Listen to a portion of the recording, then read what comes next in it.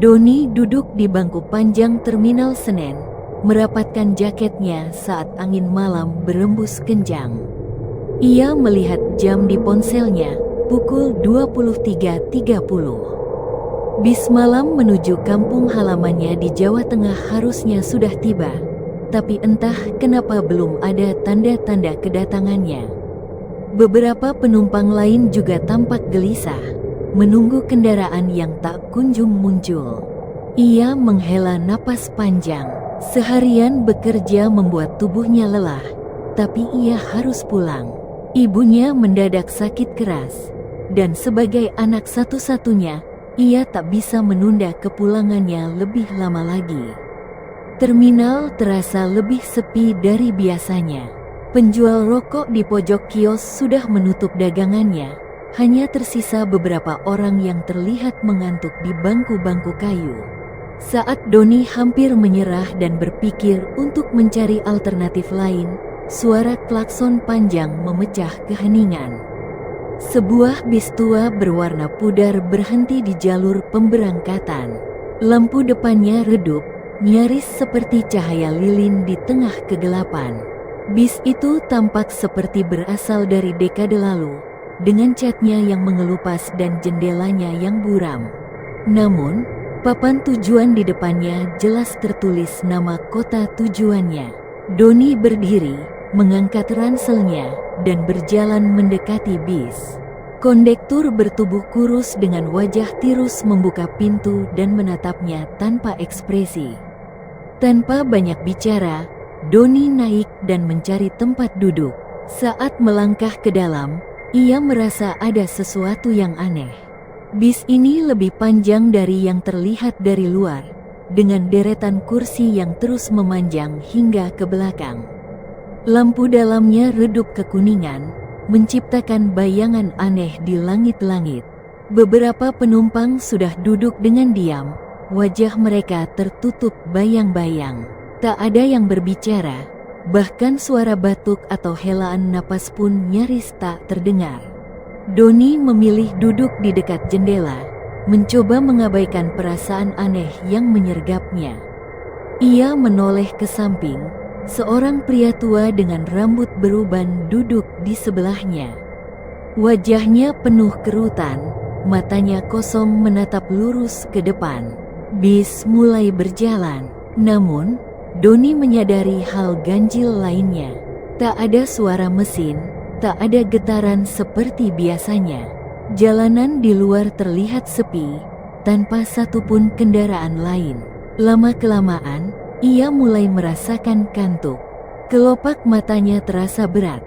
Namun sebelum ia terlelap, pria tua di sebelahnya berbisik dengan suara pelan namun tajam. "Jangan tidur. Kalau tidak kamu tidak akan bangun lagi." Doni terlonjak kaget, jantungnya berdegup cepat. Ia menatap pria tua itu yang masih diam, seolah tak pernah mengatakan apapun. Keringat dingin mulai membasahi tengkuknya. Ia memandang ke sekeliling. Para penumpang lainnya tetap diam, tapi kini ia memperhatikan sesuatu yang lebih mengerikan. Wajah mereka terlihat pucat pasi, seperti tak memiliki warna kehidupan. Beberapa dari mereka tampak menunduk, rambut panjangnya menutupi wajah. Doni menelan ludah, napasnya mulai memburu. Jalanan di luar masih tampak gelap. Anehnya, pemandangan yang ia lihat dari jendela tampak berulang. Jalan yang sama, rumah-rumah kecil yang sama, dan sebuah pohon besar yang tampak berdiri di tengah jalanan. Ia mulai panik. Ini tidak masuk akal. Tiba-tiba, suara ketukan pelan terdengar dari jendela sebelahnya. Doni menoleh dan nyaris berteriak. Seorang perempuan dengan wajah hancur menempelkan tangannya di kaca. Matanya yang hitam pekat menatap lurus ke arahnya. Bibirnya bergerak, seolah ingin mengatakan sesuatu, namun tak ada suara yang keluar. Doni menutup mata, berharap ini hanya mimpi buruk.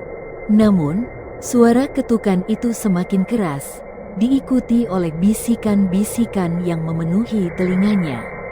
Suara itu berbicara dalam bahasa yang tak ia mengerti, seperti mantra kuno yang menggetarkan udara di sekitarnya. Doni menoleh ke pria tua di sampingnya, berharap mendapat jawaban. Namun, tubuh pria itu kini mulai mengering seperti kayu lapuk, matanya tenggelam ke dalam rongga hitam yang dalam.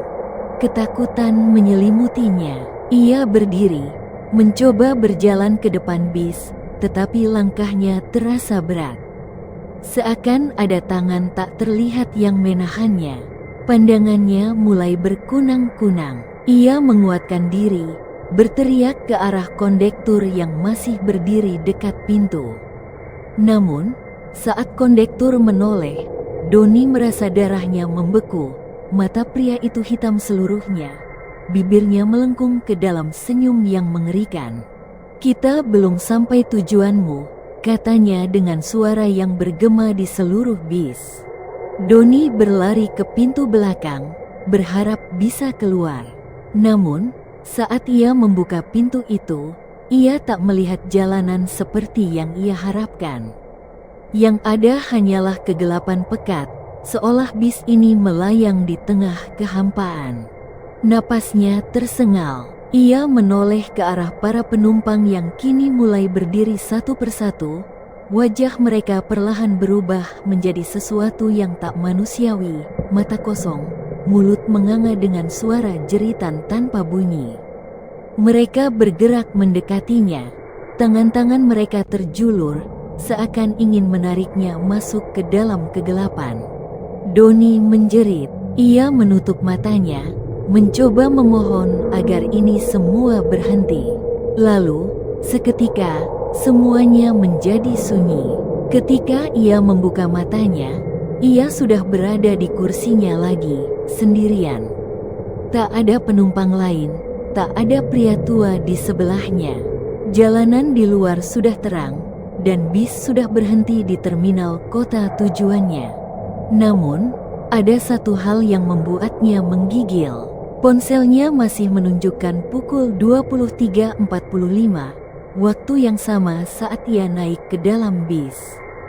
Dan di kursi sebelahnya, ada secarik tiket lama yang warnanya sudah memudar, dengan nama yang tertulis di sana, namanya sendiri. Doni merasa tenggorokannya kering. Ia bangkit dengan kaki gemetar, berlari keluar dari bis tanpa menoleh ke belakang. Begitu kakinya menginjak tanah terminal, ia mendengar suara klakson panjang di belakangnya.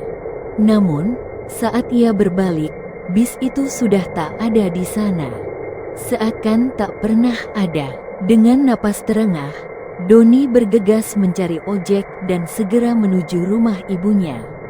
Sesampainya di rumah, ibunya yang sakit langsung memeluknya dengan tangis haru. Meski masih menggigil ketakutan, Doni bersyukur akhirnya selamat. Namun, dalam hati, ia tahu, malam itu ia telah melewati batas antara dunia yang nyata dan yang tak kasat mata.